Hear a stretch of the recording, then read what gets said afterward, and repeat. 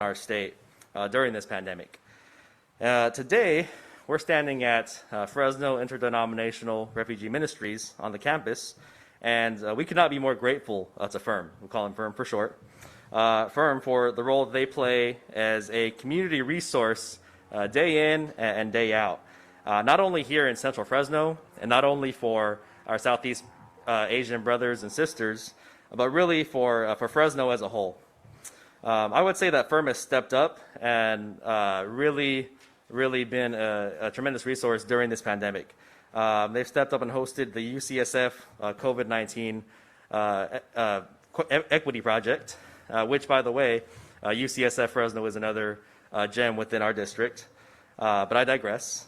And FIRM is also now stepping up to serve as a site for vaccinating our farm workers and small farmers. So to them, we say a great thank you. And it goes without saying that these essential workers, our farmers and our farm workers especially, who we rely on to keep our families fed, have been critical, absolutely critical. They have kept not only the city afloat during these trying times, but really our communities all across California and the nation, if I might add. I very much appreciate the governor's relentless efforts on vaccine distribution and the tireless work of his administration over this last year in meeting the moment and keeping our community safe. I'd also like to acknowledge my own representatives that represent the district as well at the state level, Dr. Arambula and Senator Hurtado, and for working with the administration to deliver for Fresno County. We look forward to even more collaboration and the increases in vaccine supplies that we'll see as soon as next week, and even more so in the coming months. And now it's my pleasure to introduce to you the Assembly Member from the 32nd District, Rudy Salas.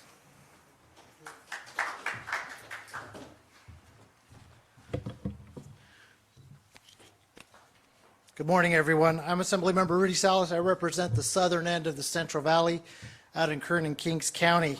I just want to begin by saying thank you to the real heroes today, our farm workers and food workers who are on the front lines working day in and day out through the pandemic, through wildfires, during incredibly difficult work in the most difficult of conditions, to put food on our tables, to make sure that the rest of us could eat, and it's what we depend on for our families.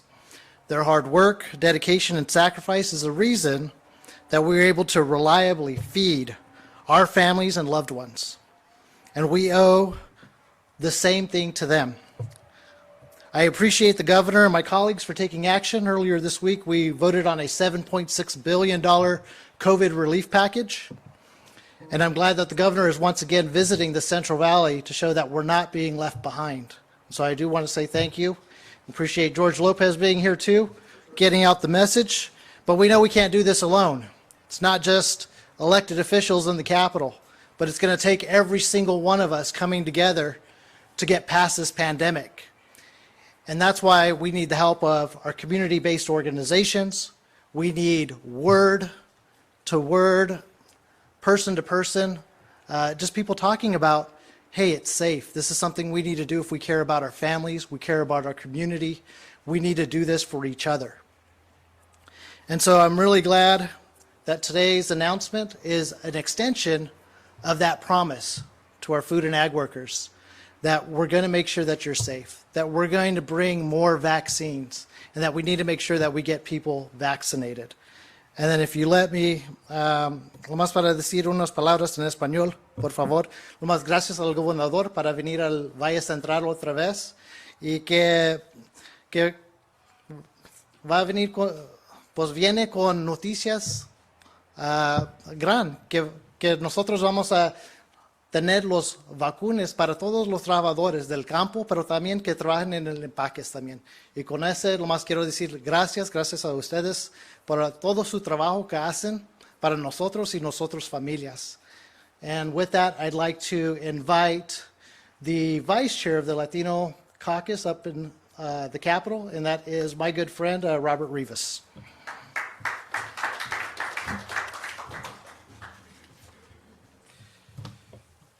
Yeah, so Good morning, everyone. My name is Robert Rivas, represent the 30th Assembly District, Chair of Assembly Agriculture, and Vice Chair of the California Latino Legislative Caucus. And on behalf of our caucus, I want to thank our governor for inviting all of us here today. I want to thank the frontline healthcare staff who's here on site. We want to thank them for all the work that they're doing to ensure that we're vaccinating our most vulnerable, our farm workers, and that we're keeping them safe. This past year has been incredibly challenging for our country. It's been incredibly challenging for our state. This pandemic has taken a toll on everybody, from frontline essential workers to small business owners, parents, teachers, students. And this week it was well reported that our state here in California, we've hit 50,000 deaths related to this pandemic. 50,000. And every one of those lost lives was someone with a family and with friends. Family and friends who that cared about them, that loved them. And those losses have fallen disproportionately on our state's Latino, Black, and Native American our residents. And look, in the modern history of California, no governor has faced a crisis like this one.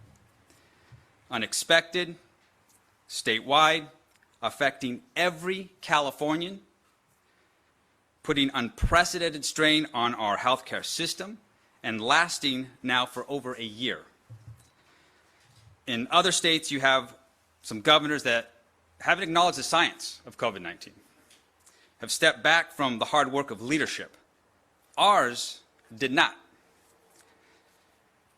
And Governor Newsom has led with an unrelenting focus on those groups most affected by this virus, and time after time he stood up for the most vulnerable here in California.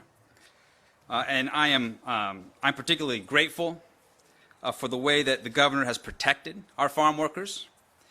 And Governor, I can tell you that in farm worker regions in this state, those communities, your support has saved lives. As we have seen just today here on this site, this effort will continue to save lives. And clearly, we have work ahead of us to get everyone vaccinated, as was mentioned by Assemblymember Salas, to educate all of our farm workers, all of our residents in this state, the benefits of being vaccinated. But it's going to take a lot of work to get California back to normal. But the end of this dark period, in my opinion, is finally in sight. And so I am grateful for our governor for his leadership, and to everyone here, my colleagues at the state level, the local level, for all of this work, incredibly important work. But let's keep it up. And again, appreciate the invitation to be here, and want to introduce and welcome this region's Assembly member and my friend and colleague, Assemblymember Joaquin Arambula.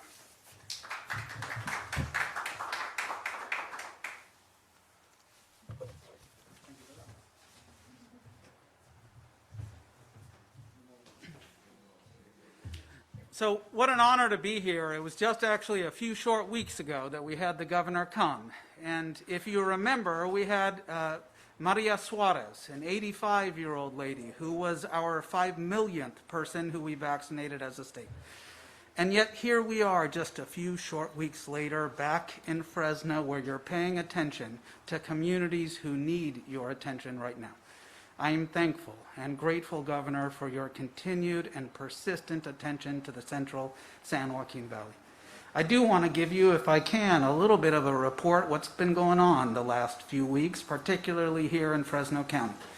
Because you have allocated more resources towards Fresno County, we have been administering more vaccines to our farm working communities. As an example, I have partnered with St. Agnes Medical Center, Cultiva la Salud, Leadership Council for Justice and Accountability, the County Department of Public Health, and Fresno State's Mobile Nursing Unit to help to administer over 2,500 vaccines to our farm working communities. in cities like Orange Cove, in cities like Biola, in cities like Cantua Creek and Lanier, cities that are so rural and far away from Fresno that it's difficult for them to come get the needed care that we have been able to administer. But it's those partnerships which are so crucial, which are so critical, those CBOs who are doing the hard work, who are organizing and knocking on doors and being trusted messengers that I hope we can uplift. It is those nursing students who are out there on the front lines administering those vaccines that are allowing us to start having hope. And it's hope that I want to talk about today. Because over the last 2 weeks, if you're here in Fresno County, you've started to see our almond trees start blossoming. And for a lot of us who have gone through a long winter, it's those blossoms that start to give us hope. And what we're seeing with the administration of this vaccine is our community starting to have hope again. That we can put this pandemic behind us, that we can end this pandemic together. But it is through these partnerships, it is through your attention, and it is through your continued commitment to the Valley that we have that hope. So it is with a deep sense of gratitude, appreciation, and feeling blessed here in the Central Valley that I wanted to welcome you back and make sure that you felt it from all of us here about your continued attention and how important it is to us. With that, I'd like to invite my colleague and senator from the 14th District, Melissa Hurtado, to the stage.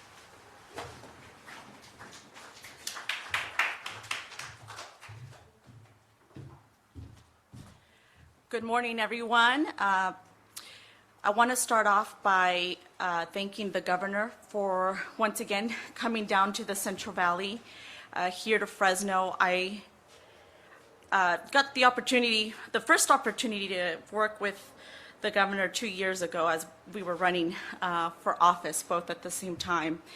And the first thing that really struck me about the governor is how attentive he is to people. How willing he is to go out there and speak to members of the community, to listen, to take those ideas and just run with them. And I know that here in the Valley, everyone that you see here today, we've been bugging him quite a bit. But he's been listening and he's been taking action.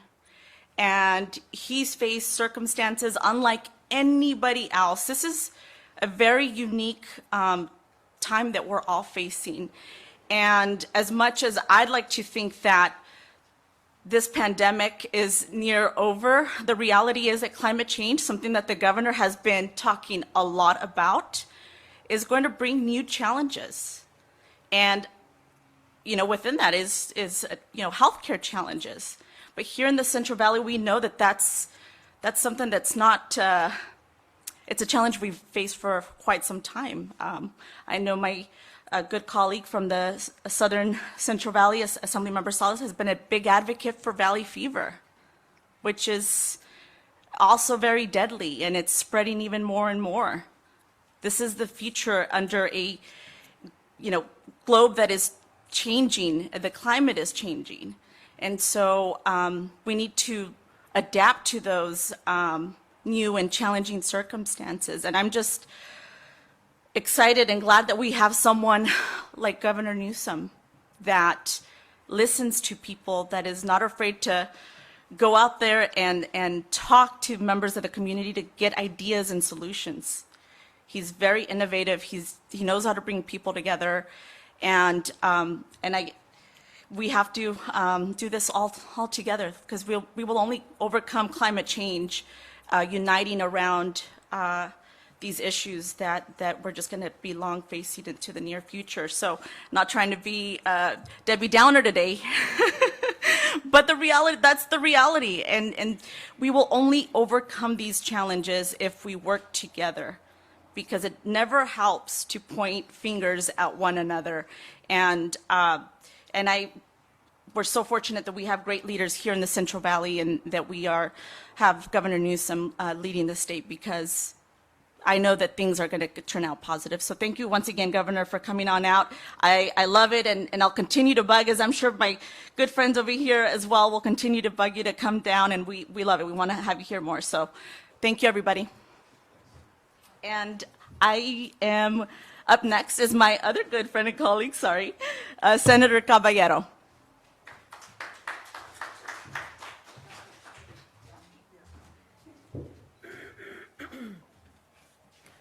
Well, good afternoon, everyone. My name is Ana Caballero. I'm the senator for the 12th Senate District, which includes the Salinas Valley, San Benito County, Merced County, and then the rural agricultural portions of Stanislaus County, Madera County, and Fresno County.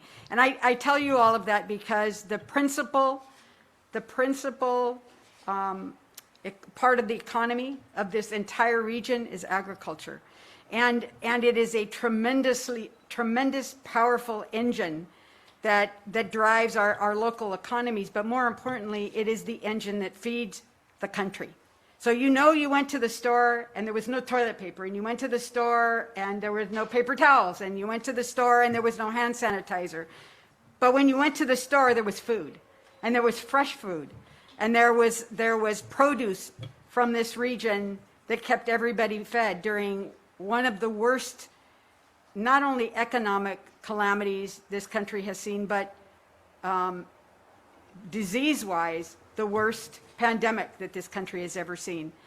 But the reason that we were able to produce and to make sure that there was food on the table is that farm workers were determined to be essential workers, as were the farmers themselves. And they stepped up to the plate. They went to work every day, despite the fact that they had fears and concerns, and despite the fact that we didn't have a lot of information at the very beginning as to how to keep yourself safe. Was it on doorknobs? Was it in the air? Was the virus something that you could just pass in a handshake or a cough? We just didn't know. And so now, hindsight being what it is, what we know is that farm workers were devastated because some of their work conditions and some of their housing conditions and some of their living conditions meant that they were the most at risk. And so they've paid the price in illness and in death higher than anyone else. But that's the reality on the street. But then what I also have to add my thanks to the governor, because in this pandemic, all of us, and you probably have almost 80–90% of the valley here represented today, all of us immediately went to the governor's office and said, look, we're going to need some help. And we're going to need PPE. We're going to need medical resources because they're lacking in rural California, transportation resources being what they are. It's hard to get in and to get an appointment. And so it took a marshaling of resources in order for us to be able to handle the situation and to feel like there was help on the way and that there was hope around the corner. And I think my good friend, Dr. Arambola, said it well, is that what we were all looking for was hope. We were looking for the light at the end of the tunnel. We were looking for the opportunity to be able to go back to the community and to say, look, here are resources. Here are what we need in order to be able to keep ourselves safe. And my good friend from Bakersfield talked about the package of economic relief and stimulus that we just got through passing. If you look at that package, it is tremendously responsive to the issues we've been talking about. There's housing for the harvest, and there's wage replacement opportunities there. There is money for undocumented workers that have been working but are still poor. There are all kinds of relief for the families in our communities, and that wouldn't have happened but for the governor listening, for his responding to the issues that we were concerned about, and offering a way to be able to make it happen. So we're here today in support, but we're also here to tell our families, help is on the way. We're going to get through this. We're going to get through this together at a time when there's a lot of conflict in the air and conflict in the world, conflict over whether this was even a real virus. We're here to say there is a light at the end of the tunnel. We're going to get through this, and these vaccines are the hope that we have for the community. And I'm really proud of the fact that we were able to bring additional vaccines specifically for farm workers and for farmers because the season's getting ready to start up again. And we need them to feel safe. We need them to feel protected and to know that we care about them. So thank you, Governor. On behalf of all of us, we see us as a team, and we want to make sure that, that you come down here as many times as possible. We're always happy to see you. And it's the hope that we hope that we're expressing to the community that we're here and we're going to make sure we get the vaccines that they need. Now it gives me great pleasure to introduce Camila Chavez, who's the Executive Director of the Lourdes Huerta Foundation.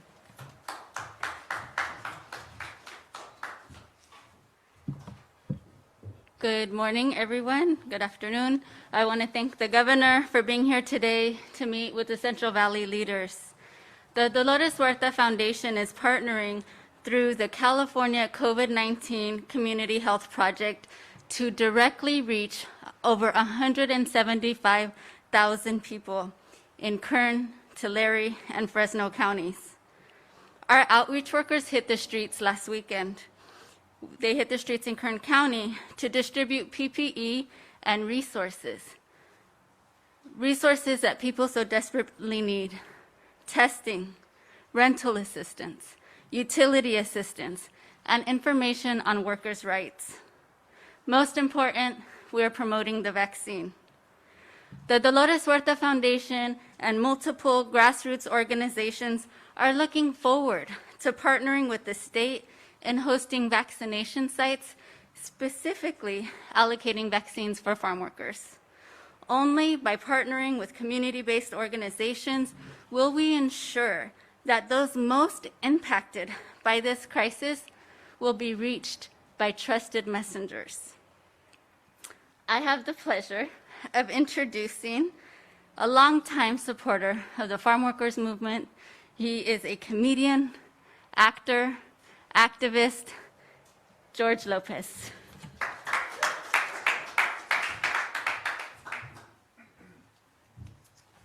Thank you, everybody. I have spent quite a bit of time out here, so I understand how important everybody who works in this area is, all the farm workers and all the people who get up every day and go to work with just a little bit of practically no attention. But they are very important to the state, they're very important to the country. And if you think about that, everything that we eat, they touch first. So when you think about whether you're a vegan or a vegetarian, you can't be without the people of the Central Valley. And I say, if you work in putting food on the table, then you belong with your place at that table. So it gives me a great honor to introduce a friend of mine, Governor of the great state of California, Gavin Newsom.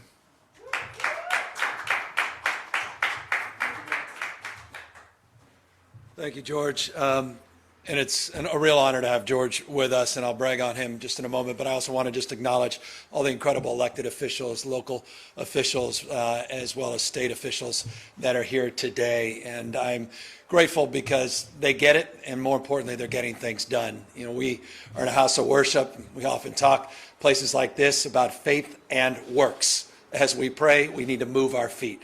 These folks are moving their feet every single day, organizing communities, large and small, meeting people where they are, and implementing and applying the principles that unite us as Californians, and that's around our values of equity. And it's a spirit that brings us here back to the Central Valley today. And I say back because on Monday I began my week in Arvin in Kern County. I was up in Madera. We made commitments to this valley on Monday, saying we're going to bring an additional 34,000 doses to this valley by reprioritizing them from other parts of the state and bringing them here. And we've done exactly that. On Monday, we said we were going to set up 11 sites like this over the course of the week, and we've done just that. On Monday, in Arvin, we announced that we were going to increase the supply of available vaccines above and beyond the 34,000 by 58% week over week here in the Central Valley, and we've done just that. And I can assure you, we recognize the inadequacy nonetheless of these efforts. We have more work to do, and we are committed, not just interested, committed in stepping up our efforts and significantly increasing supply and increasing our outreach to communities all across this region. And when I say outreach, we recognize that we can't do it alone, not just elected officials. We need partners like FIRM. What is unique and special about this place is they're one of 337 CBOs that the state of California now has formally engaged in to provide in-language services and provide that trusted messenger engagement that allows folks to do things that the state itself and elected officials could never do. And that is provide that peer-to-peer touch, to be able to go out, bend down on one knee, lift other folks up, and encourage them by educating folks that may be a little reticent, may be a little hesitant to get the vaccines around how these vaccines will save your life and how these vaccines are part of our effort to completely turn the page on this pandemic and get it behind us. You know, Dr. Rumbala talked about that 5 millionth dose of vaccine that was provided just a few weeks ago. It is remarkable to just think just a few weeks ago, we were at 5 million doses of vaccines administered. Today, we announced that we're at 8,240,000, more than 6 nations in the world, passing countries like Israel. California has significantly stepped up its weekly administration of doses. In fact, the only constraint now is supply. We are administering more vaccines now formally than we are receiving from the federal government. It's not an indictment. It's all now about manufactured supply. It's the only constraint in terms of our capacity to do more and better. About 1.4 million vaccines are now being administered on a weekly basis. We've designed a system, and it includes this location here, where we can administer some 2.7 million doses on a weekly basis. The ultimate goal, to get to about 4 million doses on a weekly basis. Here's the good news. The allocations are starting to increase. We now have a 3-week window into the future, better predictability, better transparency and understanding of what will be available, not just this coming week, but over the next few weeks. We'll go from 1.46 million doses that we'll receive by the end of this week. Later today, we'll have 1.58 million. Next week, we'll go up to 1.63 million the week following. New doses are arriving, assuming the emergency use authorization of the J&J vaccine. We'll now have 3 vaccines, the Moderna, the Pfizer that's being administered here today, and the single-dose J&J. We anticipate receiving 380,300 doses of the J&J vaccine next week, and predictably over the next 3 weeks. That single dose provides opportunities to bring those doses and vaccines to where people are, because those doses don't require the storage that the Moderna and Pfizer doses require. And again, they're just a single dose. So now we'll have 3, and we'll see that manufactured supply go north of 380,000 very confidently. End of March, we'll see those begin to significantly increase. Look, it was mentioned by some of the members and the senators, and I appreciate all the spirit of optimism, and there should be. There is light, not light, there's bright light at the end of the tunnel. I'll just punctuate this and close. It's remarkable. 1 month ago today, we reported 17,000 cases of COVID. Today, 5,400. 17,000 to a little over 5,000. 1 month ago today, we had a 7.9% positivity rate. Today, the positivity rate is down to 2.7%, which is remarkable when you consider we were north of 14% 6 weeks ago. You know, it was 6 weeks ago that we were going all across the country asking for mutual aid to get more, dare I say this, body bags. It was noted, and I appreciate the comment, of how deadly this disease is. And we're not immune to that. Now, on a per capita basis, California has been much better off. I mean, just put it in perspective, 130 deaths per every 100,000 population. New York's at 261 per 100,000. And I say that for no other reason to say we have been the beneficiary of their hard work, of your hard work, of the non-pharmaceutical interventions that save lives. In the absence of a vaccine, wearing your mask is an imperative at this moment as we transition. But we are transitioning. More and more 65 and older getting vaccinated. More and more of our friends and family members in our skilled nursing facilities, our assisted living facilities, our congregate care facilities. We are protecting more and we're providing more support, but nothing more essential. And again, let me end as I began, than where we are here in the Central Valley. George made the point. Let us never take for granted our farm workers, our ag workers. Let us never take for granted these food processing plants and all of those individuals that make it possible to lay claim to our status as a breadbasket to the world, not just the United States. Let us never take for granted what Senator Caballero was just saying about what remains present ubiquitously at the grocery store and elsewhere, and that's the abundance that is choice, that is so unique to this state and our nation, but it's because of those farm workers. And George and I had a privilege just a moment ago to meet a young woman, regardless of time of life, but her state of mind. And she said to both George and I in Spanish, George translating it kindly, talked about the fact that she feels a sense of dignity and pride because she's quote unquote essential. I love that. That someone who's been out there feeling lost and forgotten is now here with pride because she is an essential worker. And she got ahead of the line because she deserved it and she earned it. And so that's the spirit that brings me back to the Valley just twice this week and will bring me back over and over and over again. It's the spirit of optimism and hope, but also hard-headed pragmatism. That we are not where we will be in a number of months, but we are getting closer every single hour of every single day because of remarkable partners like FIRM and incredible leaders like those that you just heard from. So I'm here enthusiastically, but soberly, mindful of what is in front of us, hopeful nonetheless by what is taking shape. And every day we are doing better, a little bit better, on the issue of equity and recognize we have a long way to go, so much more work to do to truly be held to account to a higher level of performance, particularly for our Latino community and our African American community here in this state. Again, thank you to incredible elected officials, and what a treat. George Lopez decides to take his time, drive all the way up here today to spend time with each and every one of you because he values everyone in this community, and I'm incredibly gratified, humbled by his presence as well here today. With that, all of us are available to answer any questions. Thank you, Governor. Jim Jacobs here with GV Wire. Thanks for taking our questions here in the Central Valley. I had a question about the TPA with Blue Shield of California. I know that they've taken effect. We've had a really difficult time getting information from them. I've emailed them 3 times myself, asking them about wave 1 potentially, what we're in here in the Central Valley. They've redirected me to the CDPH every time, and I have not received response from them.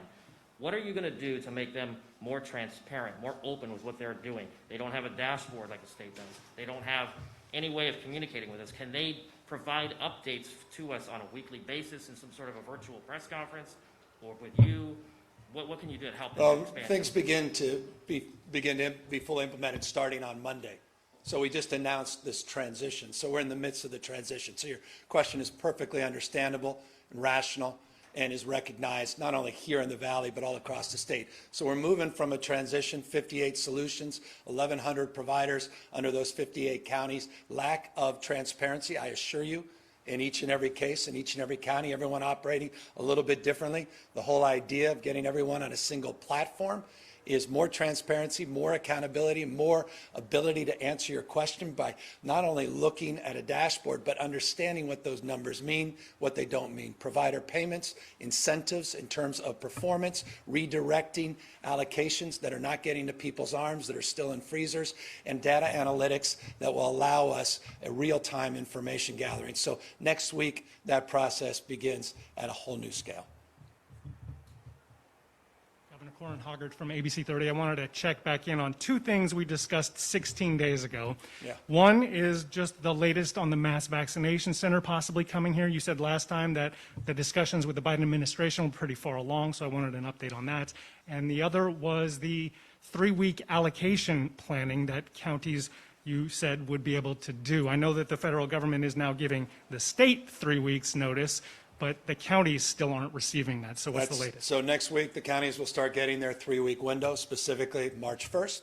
And as it relates to the mass vaccination site, we have, as you know well, 2 sites, one in Oakland, one in Southern California, at Cal State LA. What's remarkable about those sites, and by the way, we announced yesterday we're opening up both of those sites at scale with prioritization to our educators so we can get our kids safely back into school. We must get our kids safely back in school. We're setting aside multiple days to do just that at those 2 sites. But what's important about those 2 sites is they also have roving components. They have mobile components that reach out in diverse communities, including Ramona Gardens.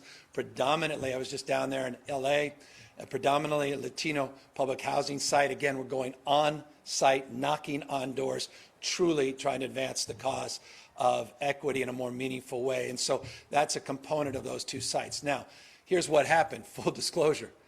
The state of California was the beneficiary of the first 2 federal sites. Other states were not as pleased as we all were about being the first and having not 1 but 2 large-scale sites. It's put a lot of pressure on the new administration to do the same in every other state in the country. And so they're just getting started. And so we are indeed committed to getting a 3rd site, but I didn't wait for that. That's why I came back Monday to announce the 34,000 doses. That's why I came back Monday to announce the 58% increase, 58%, not the modest increase we're seeing over the next few weeks, but the 58% increase, and to announce 11 of these OptumServe sites that we got up in 4 days. And so that's my commitment to the Valley until that larger site comes. That will be additive, but really the backbone, the architecture of our vaccination efforts will be realized at locations more like this.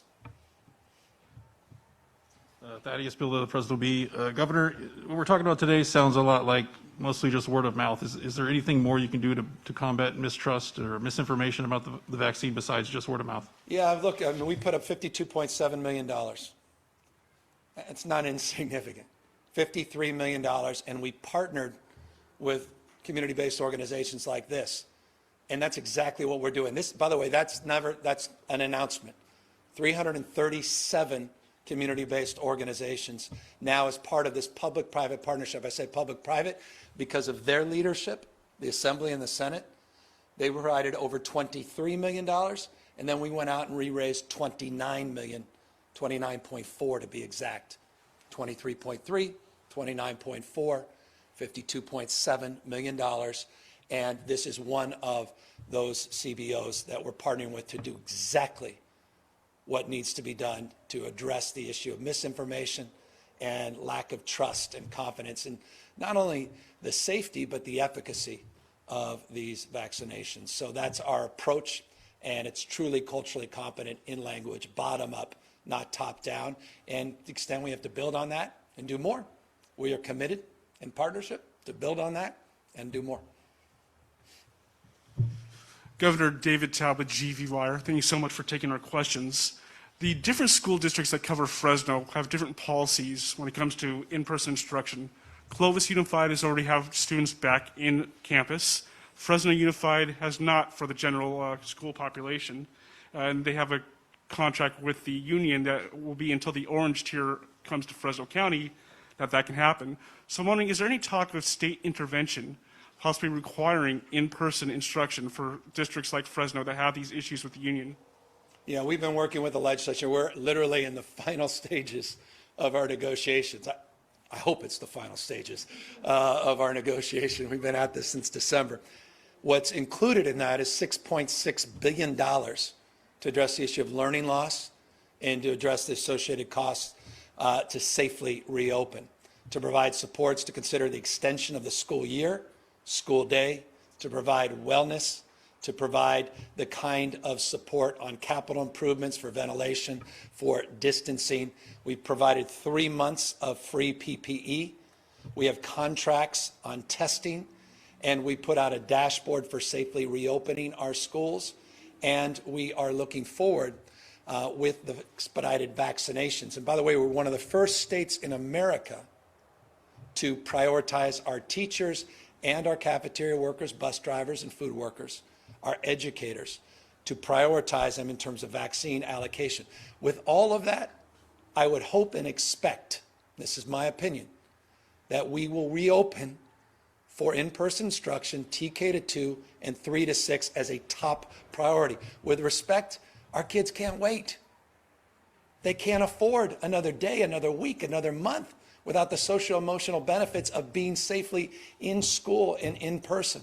We can get this done, and so that's what we're working on with the legislature, and I'm eager to see that happen. I've frankly been a little insistent on seeing that happen, and so the answer to your question is we are working through that, and hopefully there'll be some daylight on those efforts as early as the beginning of next week.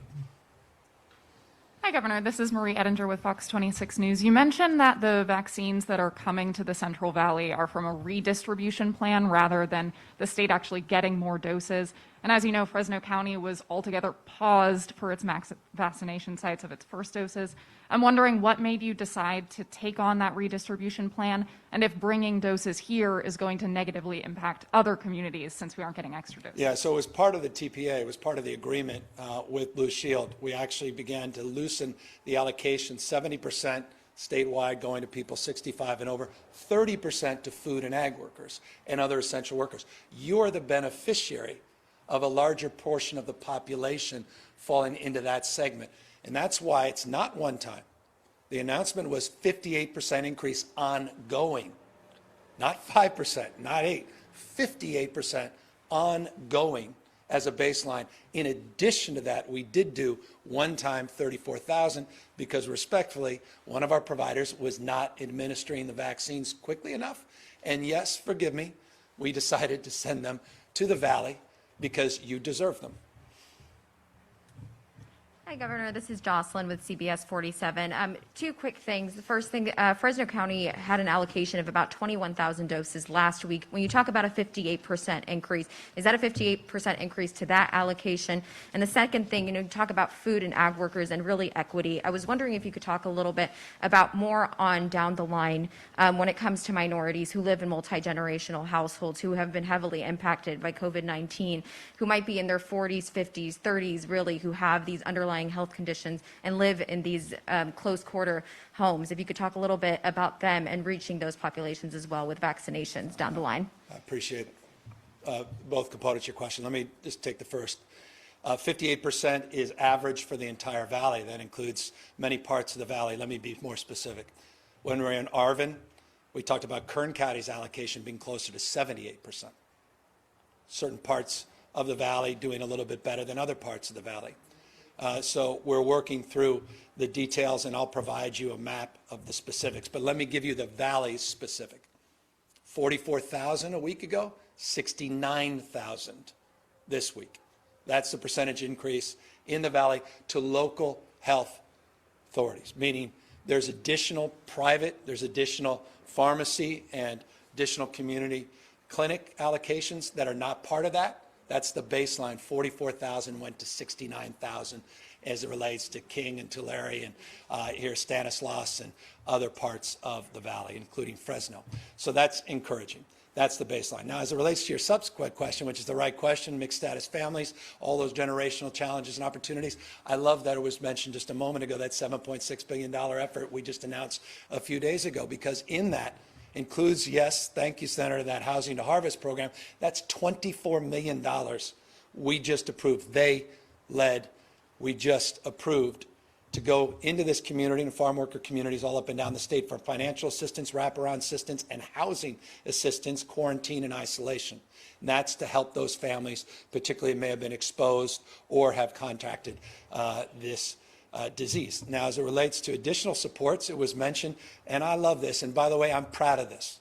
And I know not everyone agrees, but regardless of your immigration status, folks were left out of the federal supports, the state of California was the first state a year ago to direct assistance, and we followed it up again with what we call the golden state stimulus. 5.7 million Californians, 5.7 million getting $600 checks, and that includes I-10 workers. And we're proud of that. It's the right thing to do. These folks have had our back, not complaining, and they've been there for us every single day. And many are in that mixed status family, and those families will ultimately be the beneficiaries, not just those individuals, those households will be the beneficiaries. Now, as it relates to underlying conditions, we put out guidelines a week ago related to a March 15th deadline to include IDD and other comorbidities, cancer, and other things, regardless of age 16 to 64. That's specific to your question about a 4-year-old that may be in that category. I'm looking to update that as early as Tuesday or Wednesday preview next week. I'm not sure we want to wait till March 15th. And the reason we're feeling we can do that is we have a preview into increased allocations, particularly J&J, that give us confidence in the ability to be more flexible in terms of moving that date forward to accommodate those unique needs of unique individuals that are struggling with those comorbidities. Good afternoon, Governor. Adrian Thomas with KC24. Your team tells me this will be the last question. You mentioned... And there are 9 other people here that can answer questions. Your team tells... you mentioned that 380,000 of the J&J vaccine could come to the state next week. Because it's a single-dose vaccine, will that be prioritized for certain groups that would benefit from a single-dose vaccine just because of timing and whatnot? And will that 380,000 be consistent?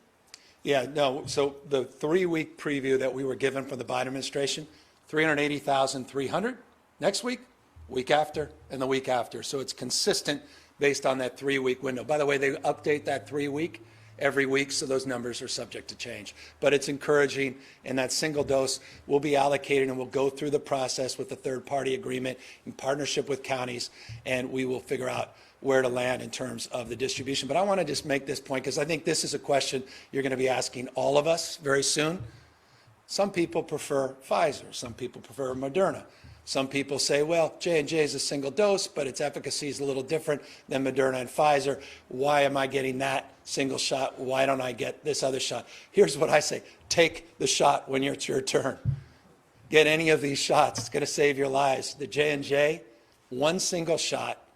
They've actually done studies as it relates to the South African variant, its efficacy, but as it relates to hospitalizations, severe symptoms, and ICUs, it's as safe, and you heard Dr. Fauci this morning say, as the other 3. And so I just encourage people to take what they can get so we can get closer to the day when we're at herd immunity and we're starting to reopen. And I'll just close on this.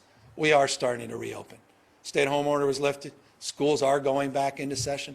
Businesses are starting to open up, not just outdoors. We had 5 counties move from purple to red. 8, we project, could be a little more than that. Next Tuesday, we'll move into red. More still the week after. This is happening very, very quickly. It's a point of real optimism. So I love what the doctor said. It's winter and fall. We always have spring. And you're seeing spring in the blossoms, the almond trees here in the valley. It's symbol. It's also substance. We really are seeing that bright light at the end of the tunnel because of all of your hard work, because of millions of Californians that met the moment and helped get us to this point. And so I thank each and every one of them. I thank all the elected officials here, and we're blessed, again, to have George Lopez in our presence back as he's been thousands of times in the Central Valley. Take care, everybody. Thank you.